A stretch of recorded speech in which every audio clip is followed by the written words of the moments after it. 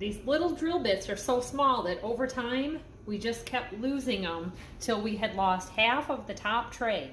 And finding these wire gauge sets by Performax at Menards, I was able to refill my number 20 through my number 50, and I can look online for these and fill in any of these others that we are still missing. What a find. So at about $5 or $6 a pack, that saved me from buying a $30 to a $60 set of new drill bits.